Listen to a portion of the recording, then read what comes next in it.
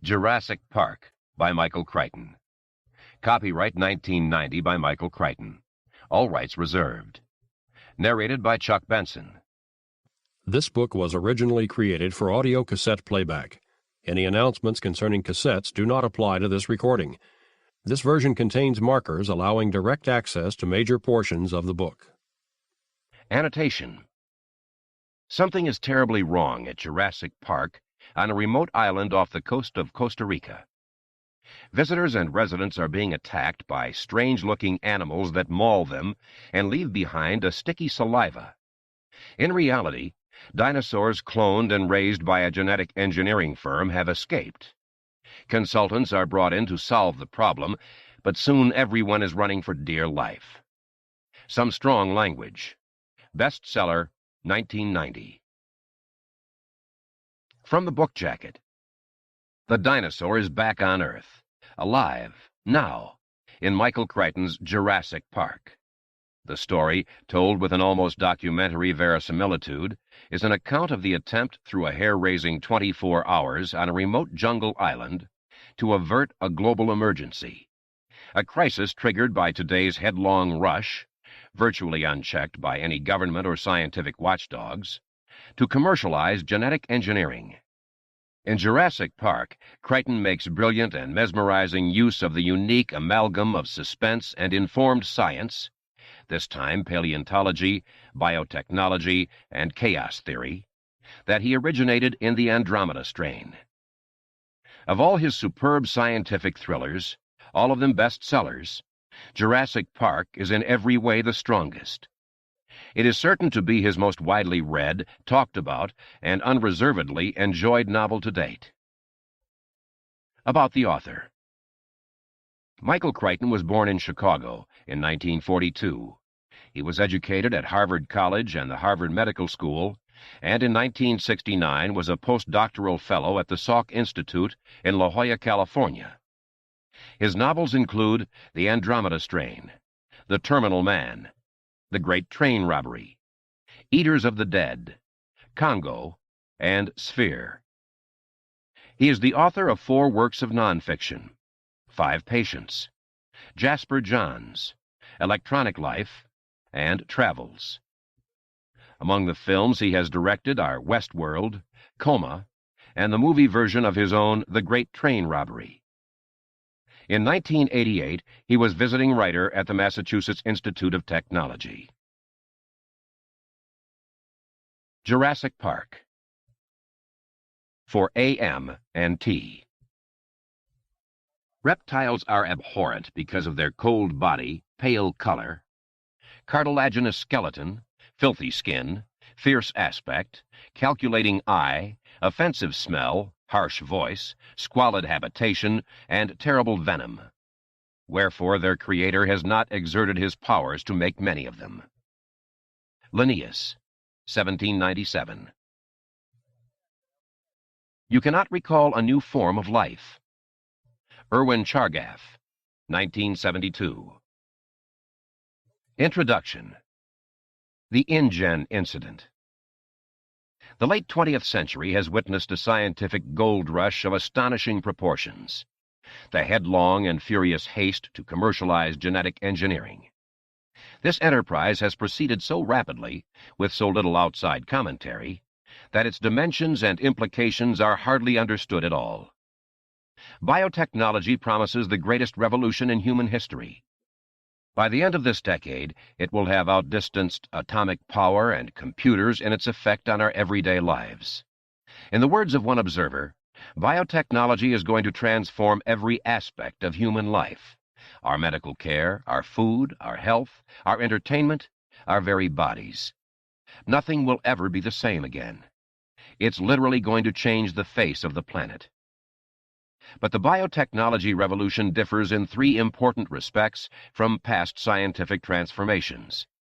First, it is broad-based. America entered the atomic age through the work of a single research institution at Los Alamos. It entered the computer age through the efforts of about a dozen companies. But biotechnology research is now carried out in more than 2,000 laboratories in America alone. 500 corporations spend $5 billion a year on this technology. Second, much of the research is thoughtless or frivolous. Efforts to engineer paler trout for better visibility in the stream, square trees for easier lumbering, and injectable scent cells so you'll always smell of your favorite perfume may seem like a joke, but they are not. Indeed, the fact that biotechnology can be applied to the industries traditionally subject to the vagaries of fashion, such as cosmetics and leisure activities, heightens concern about the whimsical use of this powerful new technology. Third, the work is uncontrolled. No one supervises it. No federal laws regulate it. There is no coherent government policy in America or anywhere else in the world. And because the products of biotechnology range from drugs to farm crops to artificial snow, an intelligent policy is difficult.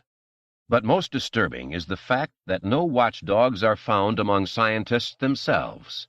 It is remarkable that nearly every scientist in genetics research is also engaged in the commerce of biotechnology. There are no detached observers. Everybody has a stake. The commercialization of molecular biology is the most stunning ethical event in the history of science, and it has happened with astonishing speed. For 400 years since Galileo, science has always proceeded as a free and open inquiry into the workings of nature. Scientists have always ignored national boundaries, holding themselves above the transitory concerns of politics and even wars.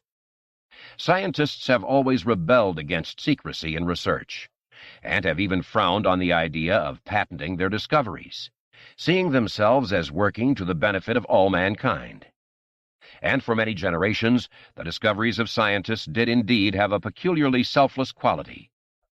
When, in 1953, two young researchers in England, James Watson and Francis Crick, deciphered the structure of DNA, their work was hailed as a triumph of the human spirit, of the centuries-old quest to understand the universe in a scientific way. It was confidently expected that their discovery would be selflessly extended to the greater benefit of mankind. Yet that did not happen. 30 years later, nearly all of Watson and Crick's scientific colleagues were engaged in another sort of enterprise entirely. Research in molecular genetics had become a vast multi-billion-dollar commercial undertaking, and its origins can be traced not to 1953, but to April 1976. That was the date of the now famous meeting in which Robert Swanson, a venture capitalist, approached Herbert Boyer, a biochemist at the University of California. The two men agreed to found a commercial company to exploit Boyer's gene splicing techniques. Their new company, Genentech, quickly became the largest and most successful of the genetic engineering startups. Suddenly it seemed as if everyone wanted to become rich. New companies were announced almost weekly, and scientists flocked to exploit genetic research. By 1986, at least 362 scientists, including 64 in the National Academy, sat on the advisory boards of biotech firms. The number of those who held equity positions or consultancies was several times greater. It is necessary to emphasize how significant this shift in attitude actually was. In the past, pure scientists took a snobbish view of business. They saw the pursuit of money as intellectually uninteresting, suited only to shopkeepers. And to do research for industry, even at the prestigious Bell or IBM labs, was only for those who couldn't get a university appointment. Thus the attitude of pure scientists was fundamentally critical toward the work of applied scientists and to industry in general. Their long-standing antagonism kept university scientists free of contaminating industry ties, and whenever debate arose about technological matters, disinterested scientists were available to discuss the issues at the highest levels. But that is no longer true. There are very few molecular biologists and very few research institutions without commercial affiliations. The old days are gone. Genetic research continues at a more furious pace than ever, but it is done in secret and in haste and for profit. In this commercial climate, it is probably inevitable that a company as ambitious as International Genetic Technologies Incorporated of Palo Alto would arise. It is equally unsurprising that the genetic crisis it created should go unreported. After all, InGen's research was conducted in secret. The actual incident occurred in the most remote region of Central America, and fewer than 20 people were there to witness it. Of those, only a handful survived.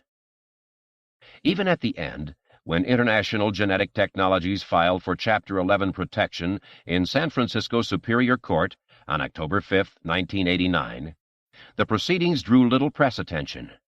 It appeared so ordinary. InGen was the third small American bioengineering company to fail that year, and the seventh since 1986.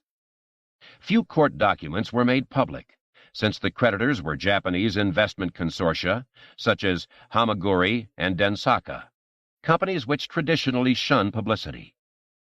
To avoid unnecessary disclosure, Daniel Ross of Cohen, Swain & Ross, counsel for InGen, also represented the Japanese investors. And the rather unusual petition of the Vice Consul of Costa Rica was heard behind closed doors. Thus, it is not surprising that, within a month, the problems of InGen were quietly and amicably settled. Parties to that settlement, including the distinguished Scientific Board of Advisors, signed a non-disclosure agreement, and none will speak about what happened. But many of the principal figures in the InGen incident are not signatories, and were willing to discuss the remarkable events leading up to those final 2 days in August 1989 on a remote island off the west coast of Costa Rica.